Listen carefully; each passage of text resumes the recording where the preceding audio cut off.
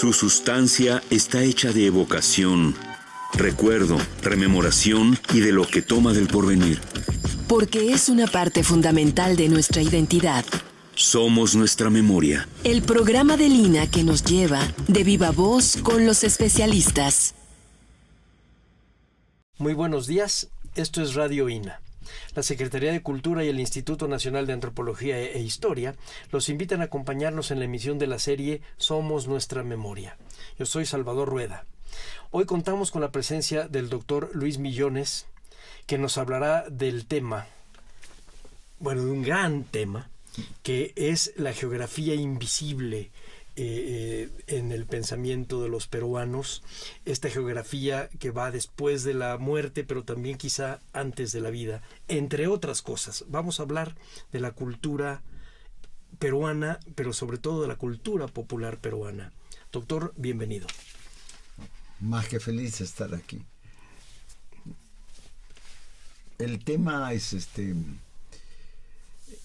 tan rico, tan amplio y tan interesante, porque en algunos casos se puede rastrear la raíz de eso en épocas precolombinas, que todavía en el pensamiento popular sigue siendo importante. Quizá en la forma más común, más divulgada de esta geografía invisible es el hecho de qué sucede cuando uno muere. La primera reflexión es que todos tenemos dos almas, una que radica en el cerebro y otra que está en el corazón.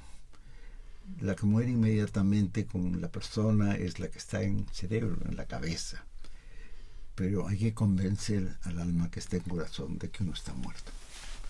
Y entonces hay una ceremonia que siempre es 5 días, como mínimo es el número mágico de los Andes, Pichja 5, juegos, bailes, etc. Pichja es un número universal. Y en estos 5 días hay que convencer a esa alma explicándole que está muerto. Decirle que está muerto y que entonces debe seguir el camino de todas las personas que mueren. Es decir, ir al cerro que es el patrón de la ciudad, del pueblo donde ha nacido, y para ello debe ir con el perro de la casa. El perro lo llevará, cruzará un puente hecho con cabellos suyos que han sido recolectados y cruzando ese puente entrará al interior del cerro, donde están los gérmenes de todas las cosas del universo, agua, los animales originarios de los Andes, y donde en cierta forma se recicla el universo del que está saliendo. Eso es, digamos así, el pensamiento más general que hoy día se repite en un enorme número de comunidades y es el que se ha podido recoger en los documentos coloniales.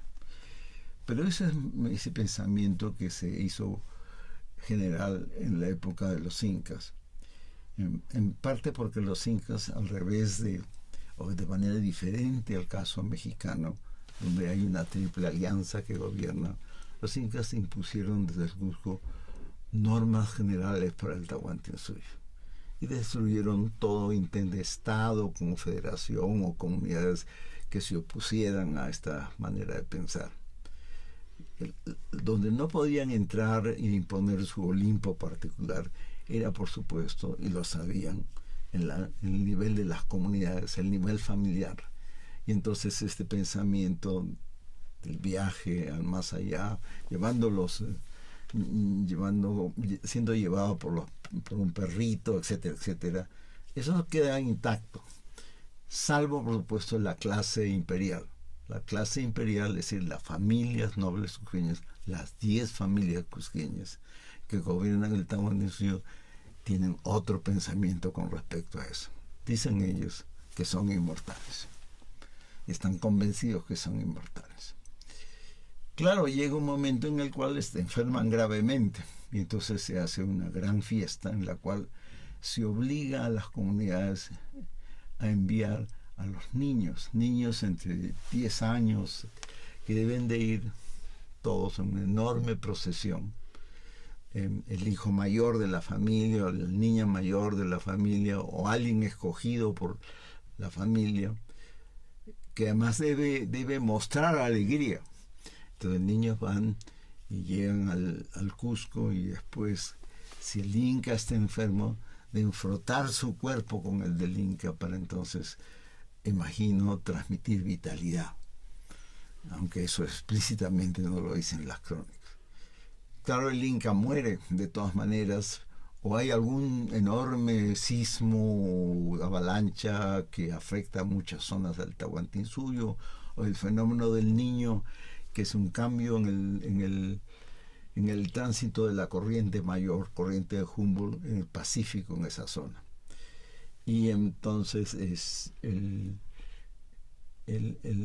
los niños estos, una vez que han sido frotado su cuerpo, o por lo menos ceremonialmente dado vuelta a la figura del Inca o los alrededores que han llegado de todas partes, regresan a su tierra, pero formalmente ya están muertos.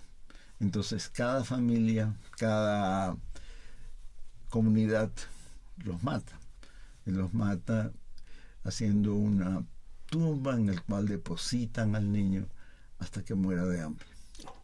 Entonces y le ponen alimentos, y por un tiempo se escucha la voz del niño. El premio a la comunidad que hace eso es que la productividad se fortifica. El premio al curaca, jefe, cacique de la comunidad, es que él es promovido si es que ha enviado a uno de sus propios hijos. Y el castigo al que no lo hace, por supuesto, es serio, porque al Inca le disgusta mucho que no cumpla. Y tiene funcionarios a muchos niveles, hasta el nivel de 10 familias, cuando había un control estricto de que realmente cumpliese. Entonces, pero el Inca no moría. Ahora, ¿esto qué significa? Que cuando estaba el cadáver, ya la persona muerta, noble, descendiente, miembro de las 10 familias, se momificaba el cuerpo. El cuerpo, una vez momificado, era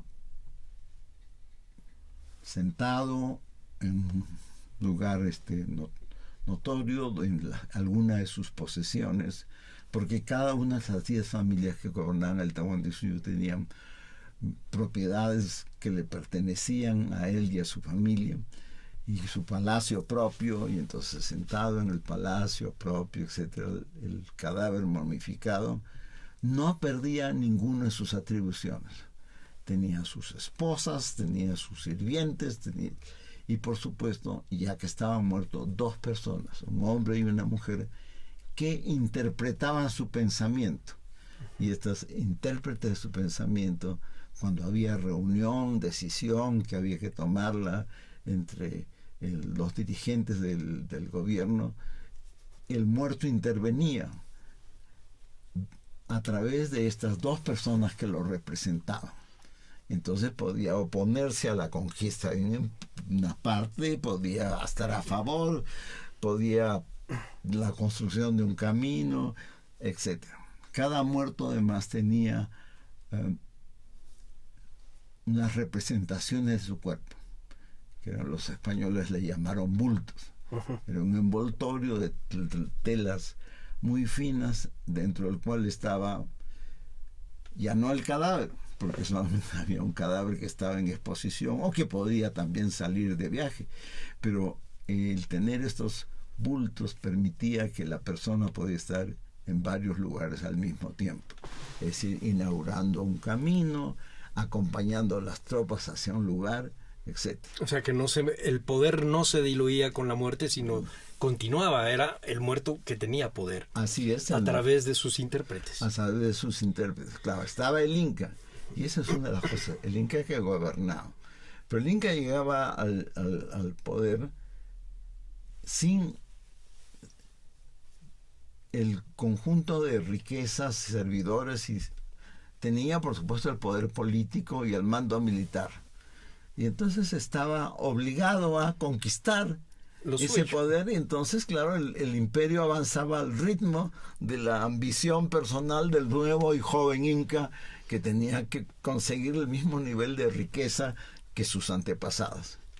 Yo leí un relato suyo, doctor, en donde Atahualpa, que tenía un conflicto con el hermano, mata al hermano y se deshace exactamente de la momia del hermano. Es decir, tenía que deshacerse del poder completo del hermano. Cuéntenos usted esta anécdota. Es muy importante por lo que estamos hablando. El poder existe siempre y cuando el cuerpo exista. Ese es el... Si el cuerpo no existe, entonces, claro, no tiene el referente físico que le da la posibilidad de obtener el poder. Entonces, Atahualpa es capturado cuando recién sus generales tienen preso a su hermano. Y entonces, claro, él que ve lo que se viene a continuación, porque los españoles lo que querían era, bueno, hay dos en poder, Huasca, Atahualpa, pues vamos a negociar con los dos. Entonces, claro, lo mandan a tirar a un río para que no solamente muera, sino que su cadáver no aparezca. Por tanto, no tienes un negociador ahí. No hay negociador de ninguna clase. Además, cuando Atahualpa, el padre Valverde, que acompaña a Atahualpa, dominicos en el Perú, franciscanos en México, el padre Valverde le dice, bueno, vas a ser ajusticiado, vamos a bautizarte a todos. Le dice, no quiero bautizar, no quiero saber nada con el bautismo. Entonces, bueno, entonces como pagano te vamos a quemar. Entonces sí me bautizo. Porque entonces, claro, se queda mi cuerpo. Entonces lo matan en la famosa pena del garrote, es decir, ahorcándolo, y en la noche siguiente se roban el cadáver. Entonces, él sabía muy bien que eso sucedería, entonces él quedaba vivo. Entonces lo raptan y va a dar a Ecuador, y hay toda una historia larga sobre eso, pero el asunto está que finalmente no murió él. Es bien interesante porque si yo lo comparo con Moctezuma, realmente aquí había que quemarlo. Pero también compárelo con Cuauhtémoc. Claro, Cuauhtémoc también fue bautizado, fue ahorcado y el cadáver desapareció. El cadáver desapareció. Y bueno, su fuerza apareció hasta 1949, donde empieza a tener un peso político. Sí. Y aparece y que bueno, quizá dentro de 5 años tengamos otra vez ese tipo de temblor político, ideológico del cuerpo del Tlatoani, que sigue teniendo un poder político muy particular. Y lo que me parece interesantísimo, porque las muertes de un soberano de este tipo siempre tiene un trasunto mesiánico. Entonces, el regreso del Inca siempre ha sido, o el regreso del Tlatoani siempre ha sido un fantasma sobre el gobierno que está en poder. Sí, claro. Más el regreso del Inca, que eso sí es famosísimo, del regreso del Inca, y siempre pesa como una espada de Damocles sobre la conducta de los gobernantes. Me gustaría platicar también de otras cosas. Vi que tiene usted en coautoría con el doctor Alfredo López Austin unos 4 libros, cuyos temas me parecen fascinantes todos. Uno de ellos usted acaba de mencionar, que es el camino hacia este lugar donde van los muertos, que se parece en muchas cosas a también algunos rituales agrícolas modernos de la zona del volcán en el Estado de México y en el Estado de Morelos, que es el meterse a la cueva en donde está el dueño de todo. Y en donde está la semilla de todo, donde está la semilla del universo, del cosmos. Platícanos un poco de este lugar. No es exactamente un infierno. Por ahí leí un texto suyo donde decía, bueno, es un infierno muy particular porque puedes entrar y puedes salir. No es exactamente un lugar de castigo ni tampoco castigo eterno. Se parece más a un purgatorio, pero tampoco estás purgando nada. Hay una idea muy, muy singular de esta geografía que es parte del universo, pero que solamente la gente que ya murió puede entrar. Eso tiene que ser ya después de la cristianización, cuando la idea de infierno, más importante, la idea del pecado llega a América. Okay. Porque la idea del pecado es muy peculiar. Es decir, nosotros nacemos todos ya con pecado. Y se supone que el bautismo va a borrar ese pecado, pero que recordemos, nunca hicimos nada nosotros. No, ya nacimos con ese, no sabíamos no, pues, a qué horas lo hicimos. Sí, pues ya no nos encaja en ese pecado. El tema es cómo se reinterpreta en una sociedad que tenía el pensamiento de que hemos hablado, cómo se reinterpreta esta idea del más allá, sobre todo si las aspiraciones para llegar al cielo y vivir en la contemplación de la divinidad. En principio no le entendemos mucho a decir eso, porque vivir en la contemplación es una poco extraña, ni aún ahora, así que... Entonces, claro, nos queda el purgatorio, el limbo y el infierno. Entonces, es bien interesante porque estos son... Hay versiones que tienen que hacer otra vez con la enorme diferencia que hay entre la población de las alturas y la población cercana al mar. O sea, toda la costa del Pacífico nos da una presencia del mar, ¿no? Del que causa el mismo nivel de admiración que la presencia de las montañas. Empequeñece a los hombres y nos señala destinos muy distintos. Y además, claro, lo interesante con estos mitos es que no son eternos, sino que se van actualizando con respecto a las cosas. Estoy en un trabajo de campo buscando justamente esto.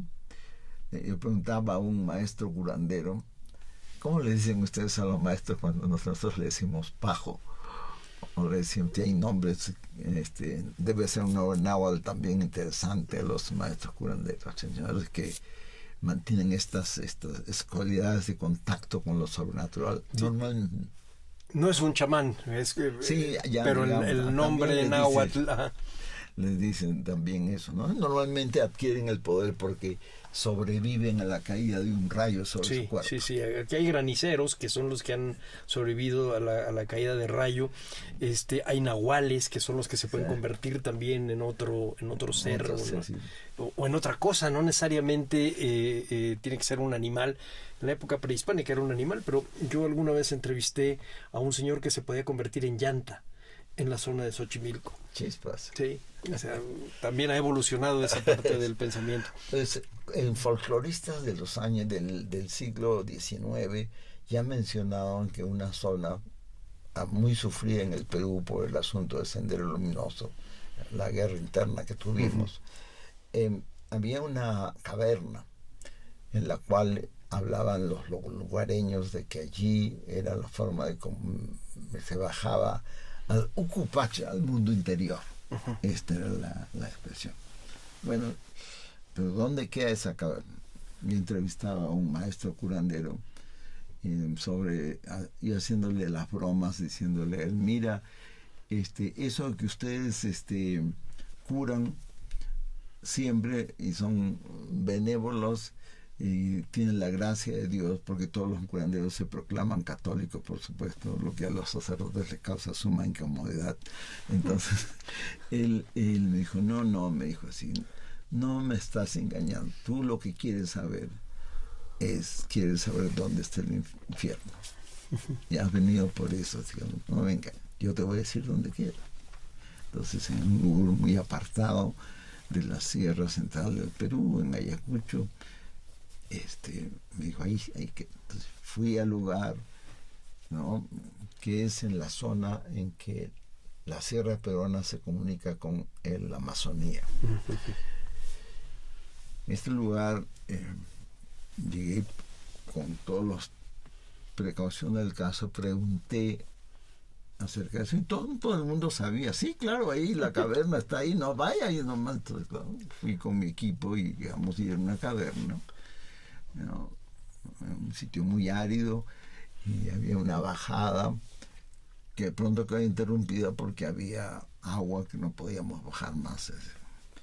Entonces subí, les dije, bueno, es así, ¿a quién se le ocurre bajar? Pero en realidad, no, por supuesto, pero eso era hace 30 años o 40 años o más, cuando habían aquí hacendados, gente terratenientes. Entonces todos ellos iban ahí porque nos habían hecho subir tanto.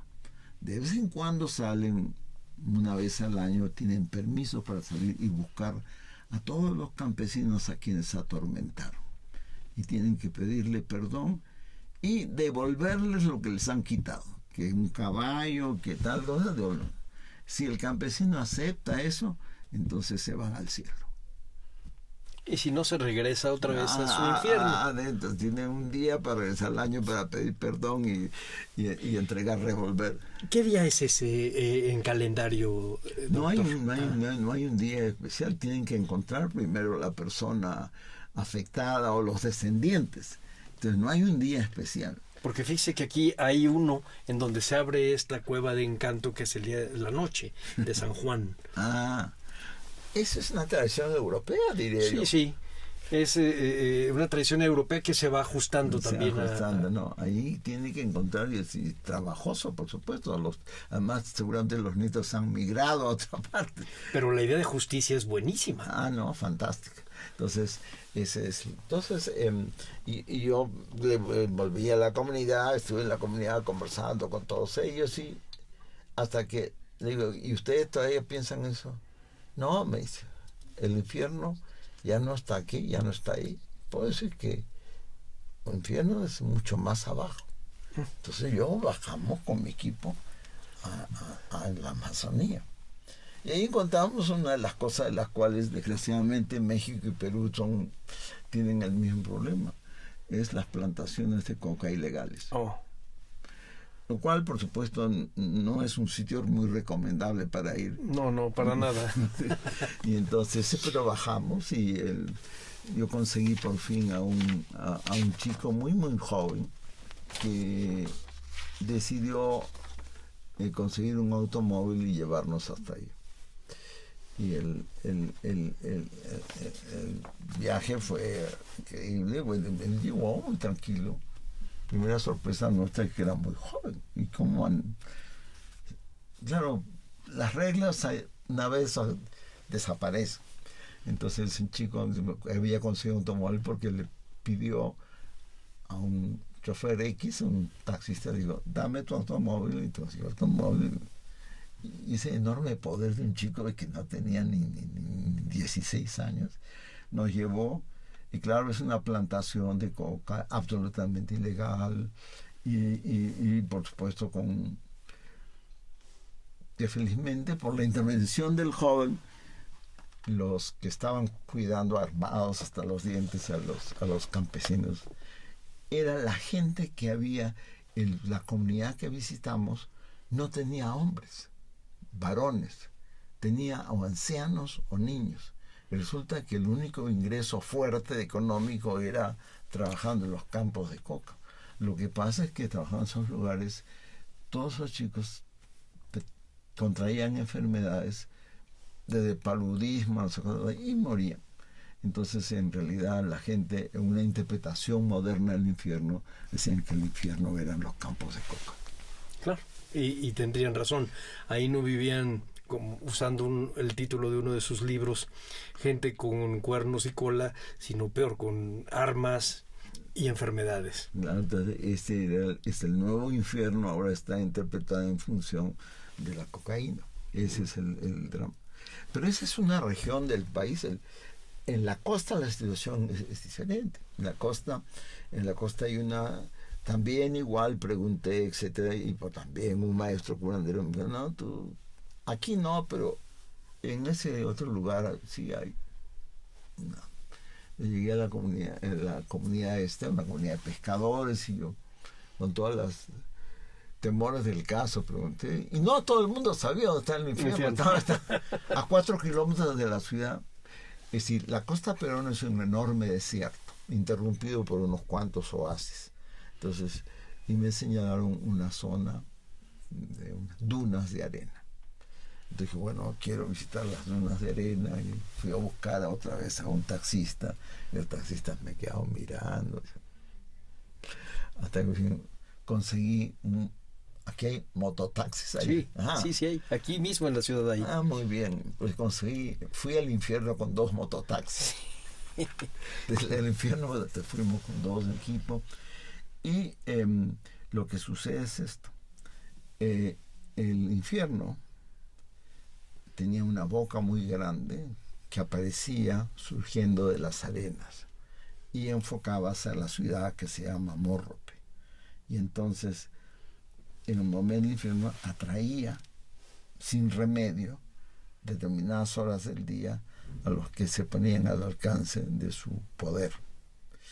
Pero entonces 7 curanderos habían logrado, se unieron sus fuerzas e hicieron mesas, es decir, esos altares donde colocan sus objetos que le ayudan a hacer su práctica, que van desde espadas, cruces, ceramios, piedras elegidas, etcétera, etcétera, y flores, agua de azahar, agua de olor, perfumes. Y hizo una gran ceremonia y hicieron girar la boca del infierno hacia el mar, con lo cual se asegura una excelente pesca.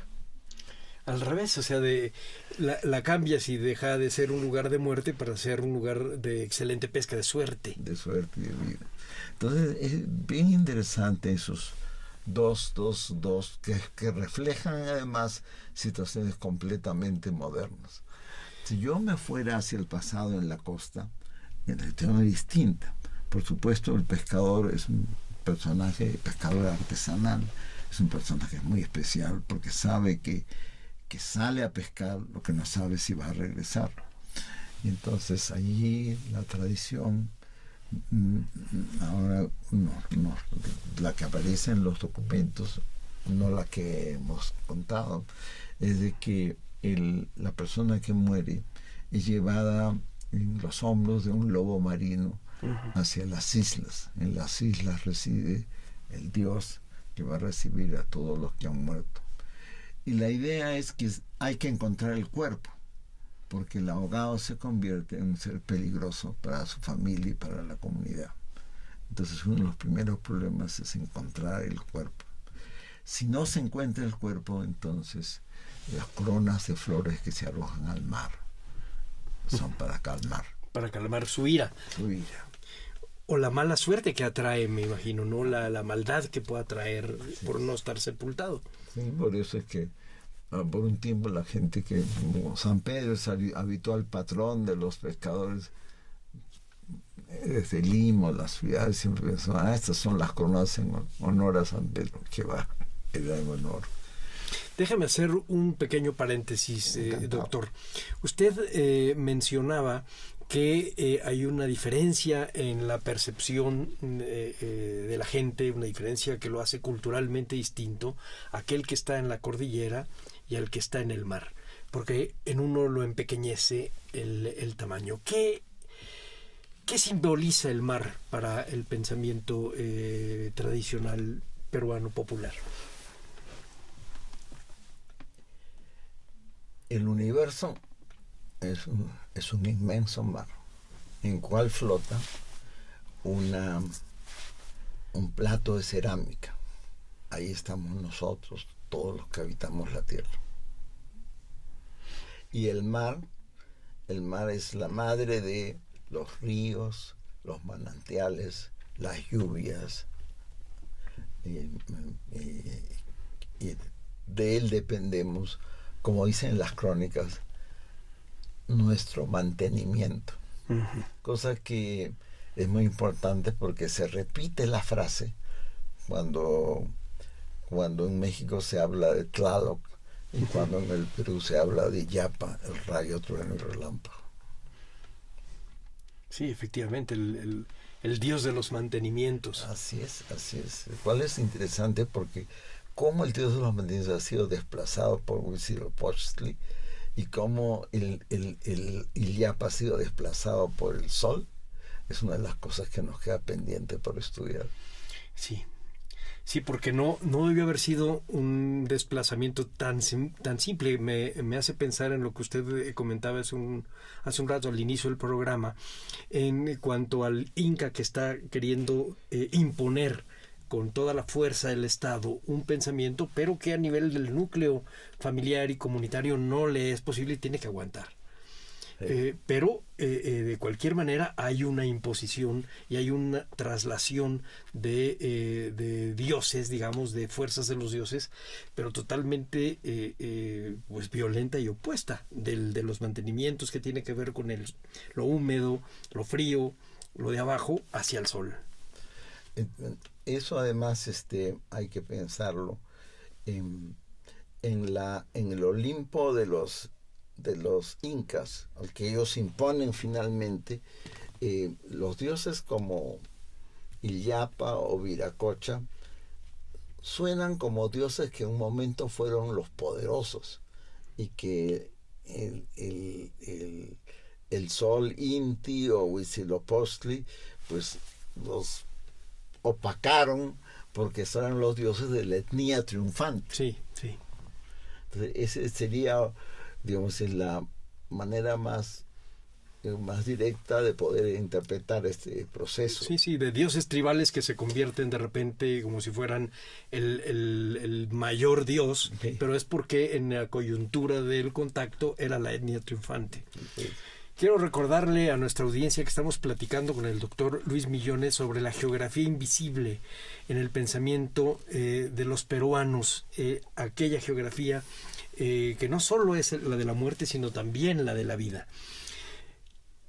Déjeme decirle algo, doctor, que es un poco, a lo mejor le va a parecer un poco pueril, pero ahorita que lo estoy escuchando me queda clarísimo que si yo hubiera tenido enfrente hace 6 siglos a Dante, le estaría preguntando lo que le estoy preguntando a usted. Es decir, ¿cómo explorar este camino hacia el infierno, al purgatorio, al limbo? ¿Qué ves ahí? ¿Qué animales hay? ¿Qué gente hay? ¿Cómo son las semillas de la vida? Platíquenos cómo han concebido esta geografía. Si yo le pidiera que lo dibujara o que lo hiciera en versos como Dante, ¿cómo lo haría, doctor? Sí, panecito de Virgilio. Bueno, ahí sí, no lo tenemos aquí cerca. Y a Beatriz para ir al cielo. Bueno, no le fue muy bien a Dante con Beatriz, esa, si quieres te puede obviarla. El tema es que nosotros estamos hablando de dos sociedades superpuestas en términos de análisis del tema, ¿no? Entonces, lo que aparecen casi siempre son explicaciones intermedias. Por ejemplo, ¿no? En situación intermedia, ¿qué pasa con el limbo, del cual la Iglesia Católica se está olvidando cada vez más? Sí, claro. Sí, bueno, es curioso que en los cuerpos de las doctrinas que yo me acuerdo haber visto en los años 30, 40, el limbo tenía un buen papel y ahora desapareció después del purgatorio y no sé cuánto va a durar. Pero yo diría que, por ejemplo, en esta mirada a estos espacios que se crean justamente en el abrazo conflictivo del cristianismo y el mundo andino, hay escenas, ¿no?, que tienen relatos muy complejos, pero escenas, por ejemplo, de que el limbo está visto como un lugar oscuro, una enorme caverna en la cual están los niños llorando, pero de cuando en cuando se escucha una campana como el de la iglesia y Cristo echa la mano hacia adentro y como son niños tan pequeños, coge el ombligo de un niño y lo saca arriba y entonces los ángeles no celebran su elevación al cielo. Entonces ahí ese es un... Otra cosa es que, por ejemplo, en otro lugar, que es el lugar de la familia, un sitio que se llama Eten, en la hora de la familia, la gente habla de, sorpresa mía, del del cementerio como el purgatorio. El purgatorio, y esto es complejo. Claro, me están esperando ir al cielo, no fastidio. Entonces hay una serie de explicaciones que nacen de este encuentro no organizado y por supuesto en el cual tienen todavía un papel muy interesante las explicaciones que nacen de aquellos que han sido privilegiados por el rayo o por otra situación parecida. Hay una pintura, hay un pueblo en la sierra de Ayacucho de Ayacucho también, que se llama Sarwa. Ayacucho significa rincón de muertos, ese es el nombre del pueblo, del departamento o estado, no, región, pues le cambian de nombre cada rato, vamos a decir departamento. Hay un pueblo que se llama Sarwa. Este Sarwa tiene un privilegio increíble, es un pueblo de pintores. Y a mí eso me pareció siempre extraordinario, porque entonces la idea de ellos, este conjunto de tradiciones, además podían dibujarla. Y la dibujaban por una ocasión especial. Y cada vez que se formaba una familia, los padres de la pareja regalaban o los padrinos de la pareja regalaban a la pareja una tabla de más o menos 2,5 metros por unos 60 centímetros de ancho, en la cual estaba dividida en cuadrantes. En cada cuadrante había el dibujo de una escena familiar. Entonces, esta escena, esto en la época, en los años 70, cuando el Perú tuvo el gobierno del general Velasco Alvarado, que intentó una serie de reformas, algunas salieron, otras no, como de costumbre. Él decidió, en un gesto que es muy simpático, traer que Lima vive ignorante de lo que sucede fuera de la capital, que vengan por lo menos, por ejemplo, los artistas. Entonces, por primera vez, el pueblo de Sarwa cargó sus tablas y las llevó a Lima.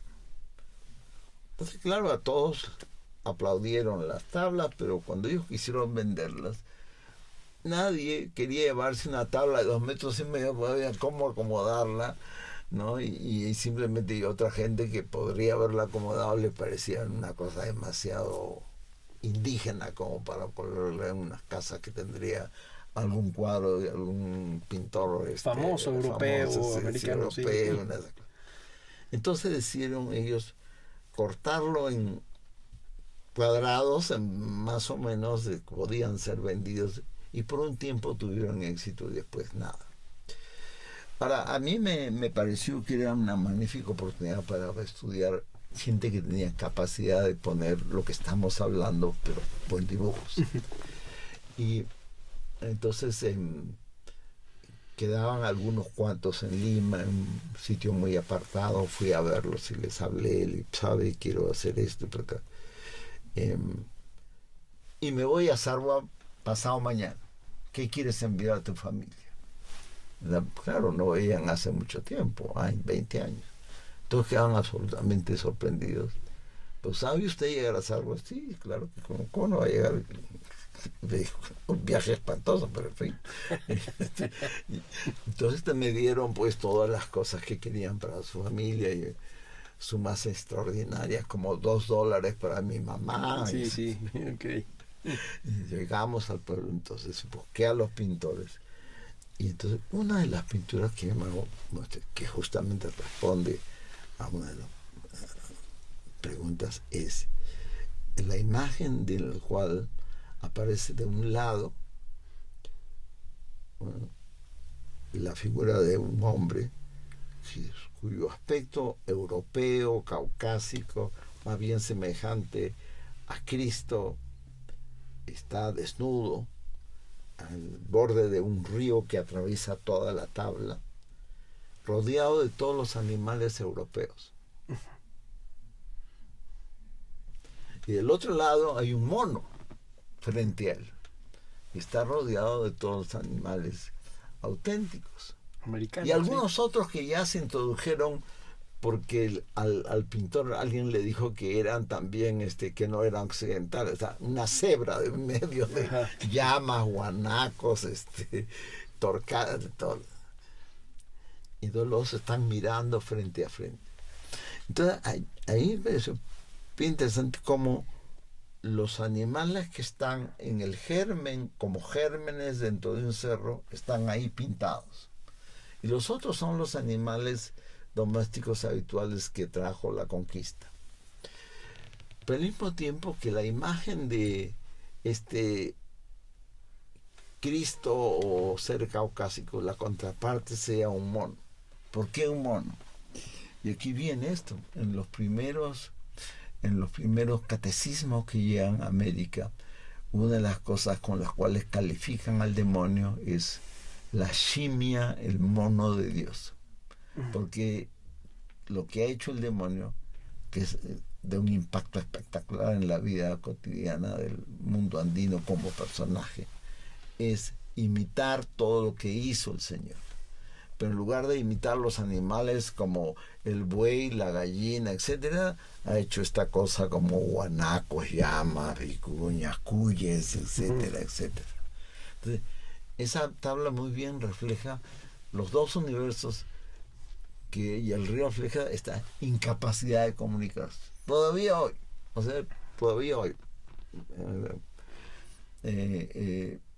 el trabajo del, por supuesto, artesano, no artista, sino artesano, eso es para clase baja, lumpen, o indígenas. El otro universo pertenece al del mercado, al mercado común del universo liberal en el cual nos están metiendo cada vez más. Entonces, funciona. Es decir, ahí ese cuadro nos está probando, entre muchos otros, que estos universos se tocan, pero no se interrelacionan, o se interrelacionan con situaciones tan forzadas como la del limbo del niño jalado del ombligo, del cordón umbilical. Fíjese que ahorita esto que cuenta del demonio como un copiador de Dios, en algunas de las crónicas de los franciscanos y dominicos en la Nueva España del siglo XVI hablan del engaño del demonio, y acaba siendo el demonio una suerte de Dios incompetente, como el de los gnósticos de principios del cristianismo. Es decir, un Dios que hace las cosas imperfectas. Y esa es la que le toca a los indios americanos, que el engaño está en hacerles las cosas imperfectas, y la función de los frailes está en regresarles al camino no engañoso de Dios. Pero quedan, por supuesto, muchas cosas que quedan sueltas y que se van llenando estos nichos culturales con sus propias ideas. Por ejemplo, en el caso de los peruanos, ¿quiénes van al purgatorio? O sea, sabemos quiénes podrían ir al infierno, pero ¿quiénes irían al purgatorio? Bueno, hay la tradición general es que en realidad el purgatorio van todos, porque el purgatorio es un lugar de espera del cielo, y porque nadie realmente siente que merece ir al infierno, y porque salir del infierno es una cosa que se puede hacer. Y voy a repetir las palabras del maestro curandero Don Dionisio, que en un pueblito perdido muy querido dijo así: mira, me dijo, al purgatorio va solamente el tonto que no consiguió un buen curandero. Al infierno, digo, al infierno va algo. En el purgatorio se puede arreglar eso, porque se puede arreglar por otra razón, porque el demonio es negociable. El demonio que llega a América, pues ya no es el demonio de Dante, con todo lo que quiero a Dante Alighieri, Porque es el memorio de la picaresca. Sí, sí. Es el memorio, ¿no?, del demonio diablo cojuelo. Sí, sí. ¿No? Entonces, que llegó, que el estudiante se descubre, que encuentra en una vasija a un pequeño demonio, y cuando dices, ábreme, que cuando abre, sale el demonio y es chiquito y es cojo. Sí. ¿Y tú eres el demonio? Sí, pero no soy Belcebú, no. Lo que pasa es que yo era parte de las tropas, y entonces cuando fuimos derrotados caí de tan alto que he quedado cojo. Y entonces este es el demonio que trabaja con los maestros curanderos, que conversa con los conversables, se le puede engañar, etcétera, etcétera. O sea, es un pícaro. Es un pícaro como los pícaros. Es el demonio. Es el demonio nuestro, el demonio habitual. O sea, no inspira el terror. Hay una iglesia en San Bartolomé, un pueblito arriba de Lima, en el cual aparece San Bartolomé y tiene de las riendas sujeta a un demonio que está en sus pies. Y llegamos nosotros el día de fiesta del pueblo para ver y para acá. Y de pronto estamos en la fiesta y una señora me dice, bueno, y me han dicho que en esta fiesta se suelta el demonio, ¿es cierto? ¿Y ustedes están preparados para eso? Claro, me dijo, no, además no hace mucho, pobrecito.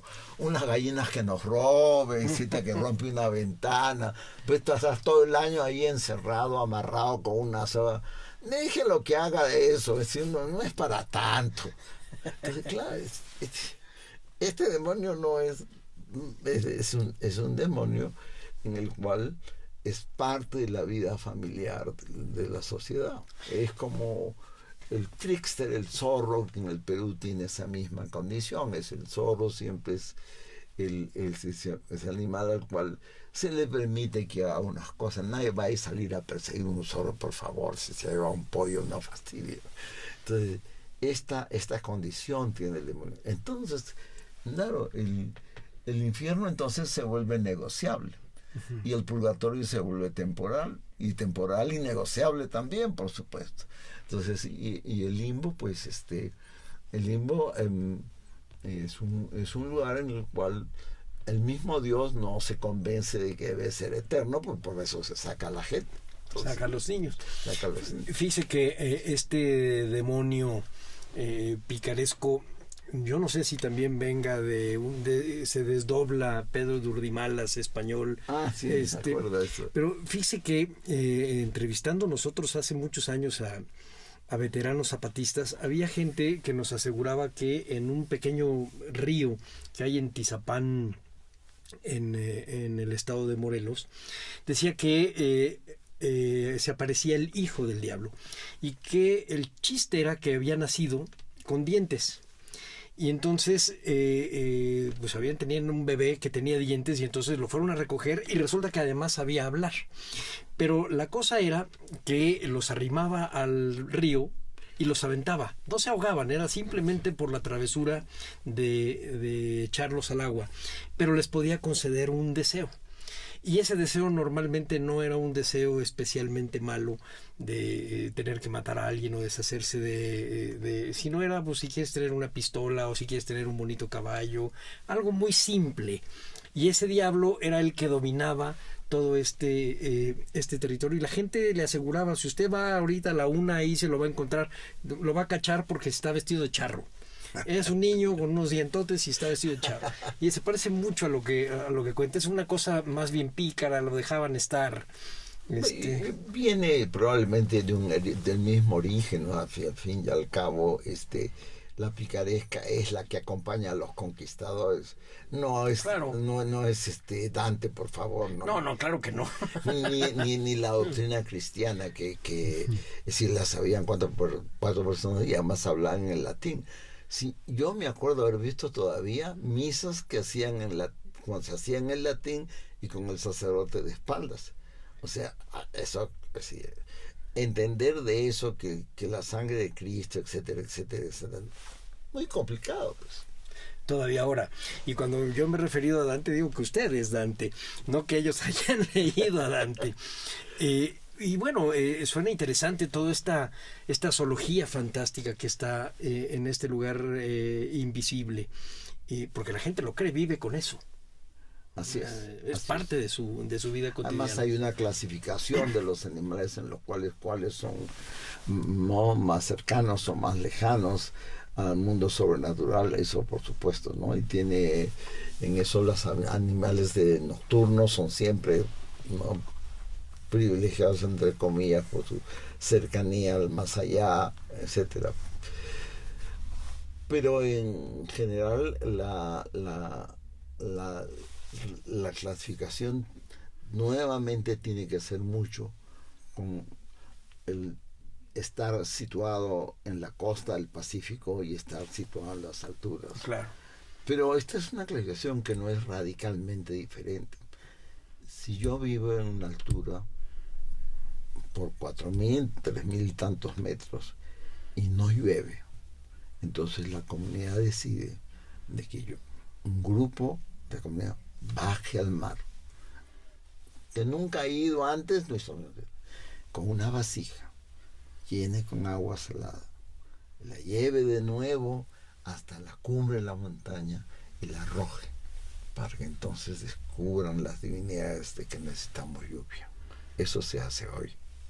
Se les avisa, se les lleva el agua para avisar que tienen sed. Sí, y entonces el Dios entiende que hay que llover. Llueve.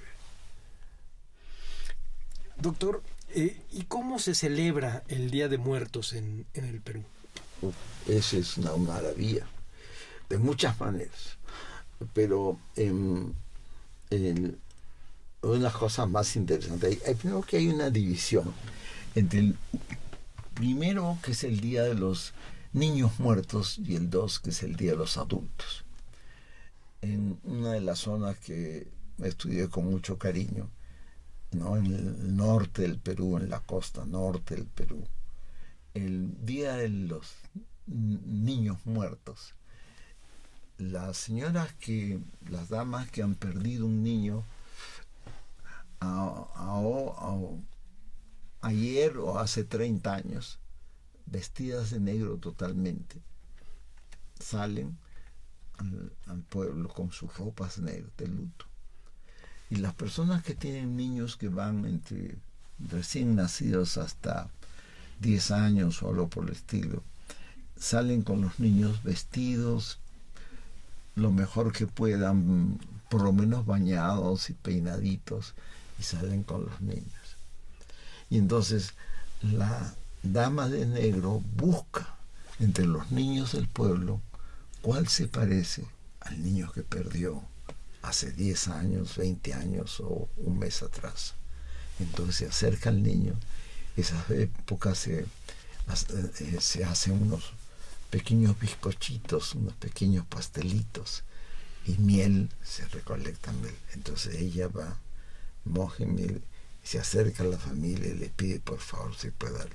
De la familia, por supuesto, se siente muy orgullosa y come el niño. Entonces aparecía simpático, pero yo le pregunté, ¿y por qué hace eso? Me dijo, estoy alimentando al niño que murió. ¿Y cómo sabe que eso le gusta? Porque los niños muertos son picaflores. Estos son los picaflores, que es son colibrís. Exacto, son colibrís. ¿Y por qué el colibrí tiene esa condición? Curiosamente, la explicación nació en una crónica española, que están convencidos los españoles, ya después de hablar con la segunda etapa de evangelización, de que el colibrí era un animal que se moría por un tiempo.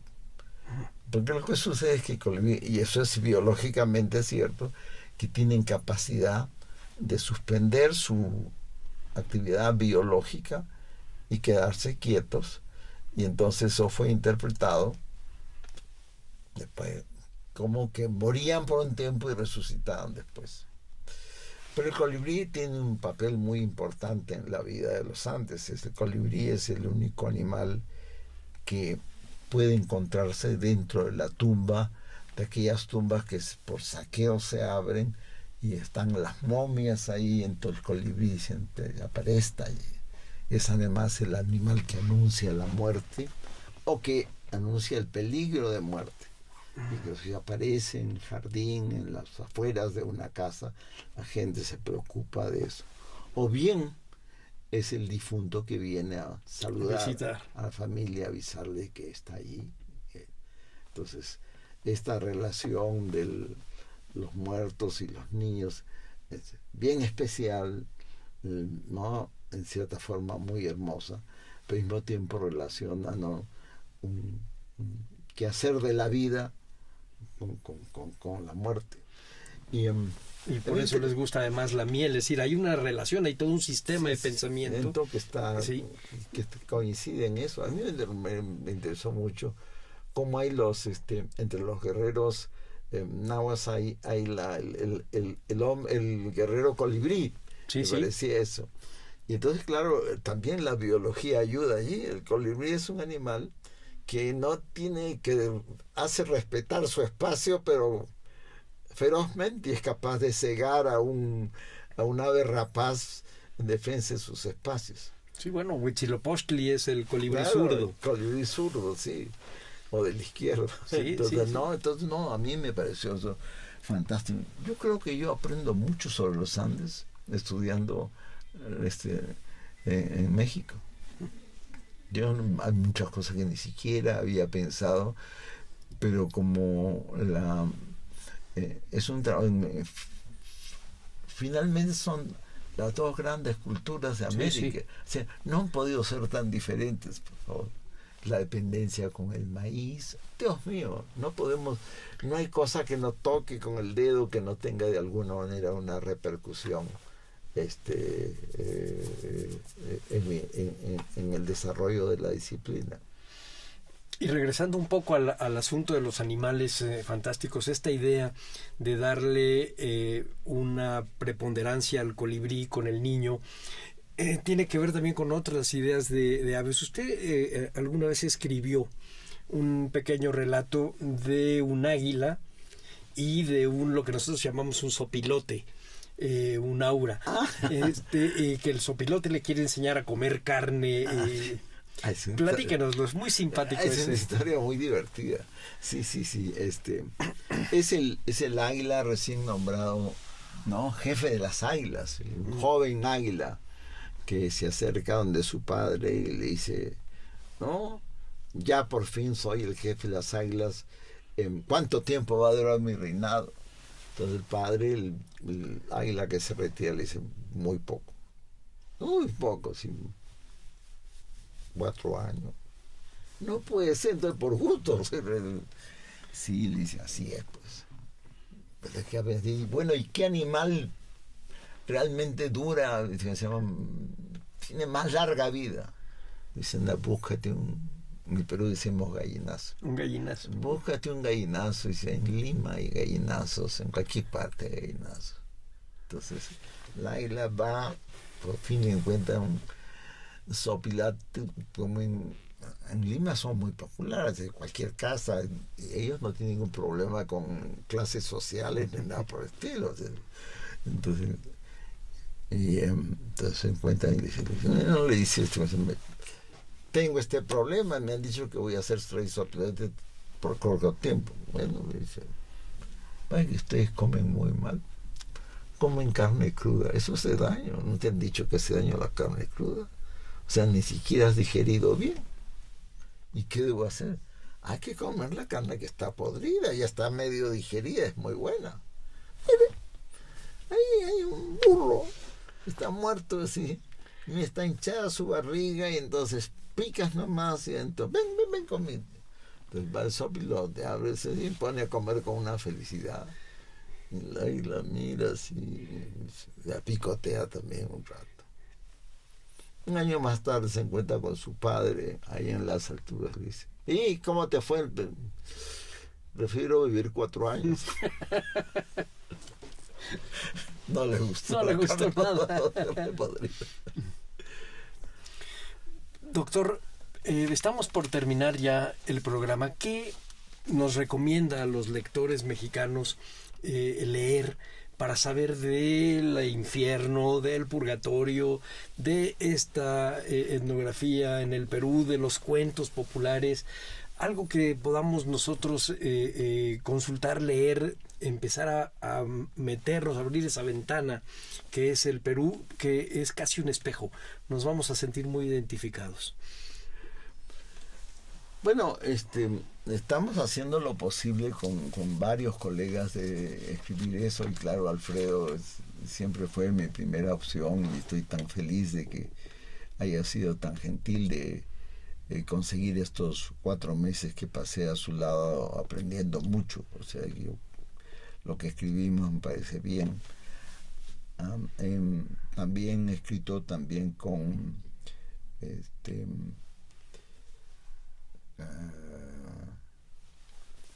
Silvia Limón, hemos escrito un libro sobre maestros curanderos, y con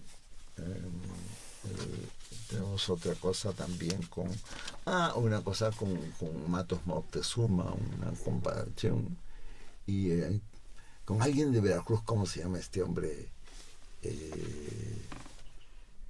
Félix Báez, que ha escrito otro libro sobre el infierno. O sea, estoy en ese plan de, además ya mis alumnos empiezan a trabajar, y por suerte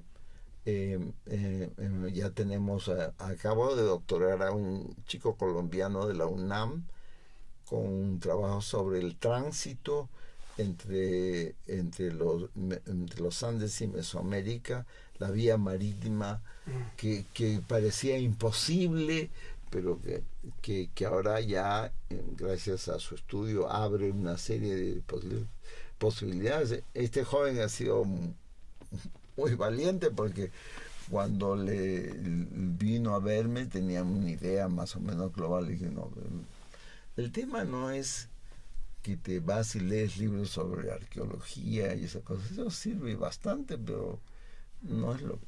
Tienes que caminar por el borde del Pacífico y preguntar a los pescadores, oye, ¿tu clase de barco tienes? Y vas a descubrir que no solamente hay caballitos de totora hechas de paja, sino que hay balsas con velas triangulares que van mucho más lejos, y toda la fantasía de que no puedes pasar a tal punto porque es la frontera con Ecuador, y que se enoja la gente de un país con otro, es un cuento, porque los pescadores no hacen caso de nada. Entonces, este hombre me hizo todo. Y después otra chica que doctoré hace muy poco tiempo, también de la UNAM, es una Rocío Gres, y me pidió comparar la serpiente de los moches de la Corta Norte del Perú con el caso mexicano, y yo dije, por supuesto es posible. Entonces ahora tengo 2 doctores y asesorados, ya ahora también peruanos, a los cuales acá tengo un doctorante, también el UNAM en mi historia, un peruano que ya sé que no va a regresar, pero que consiguió novia y se casó. Pero por lo menos seguirá trabajando temas comparativos. Entonces el asunto era generar un conjunto de número cada vez creciente de personas que en Perú y en México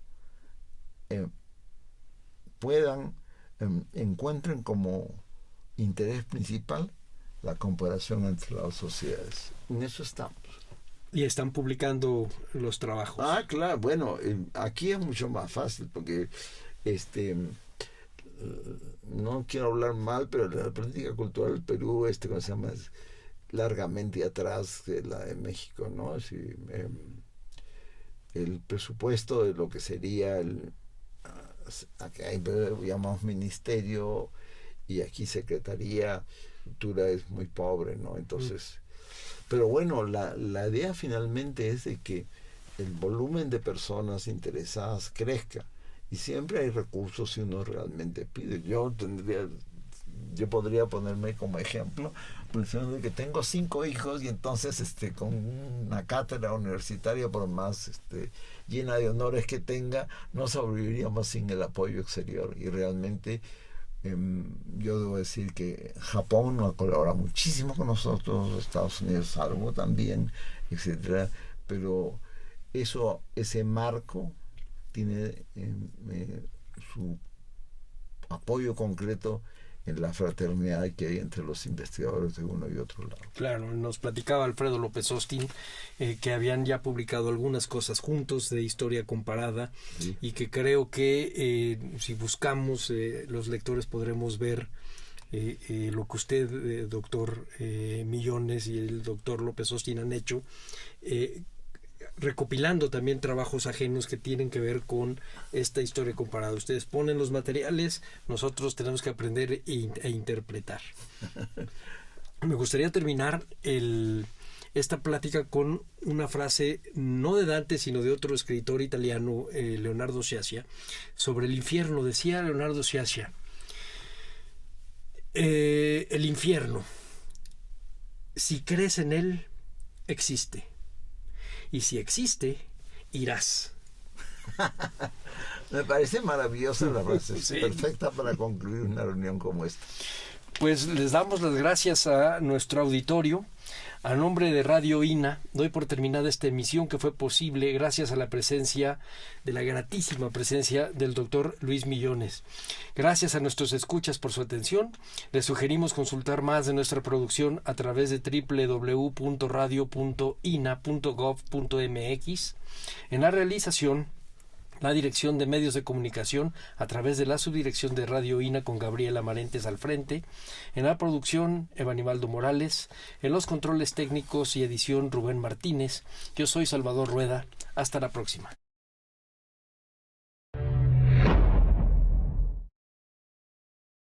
Las opiniones y comentarios aquí expresados son de entera responsabilidad de quienes proporcionan la información y no representan necesariamente las opiniones de Radio INA ni comprometen el pensamiento editorial del Instituto Nacional de Antropología e Historia.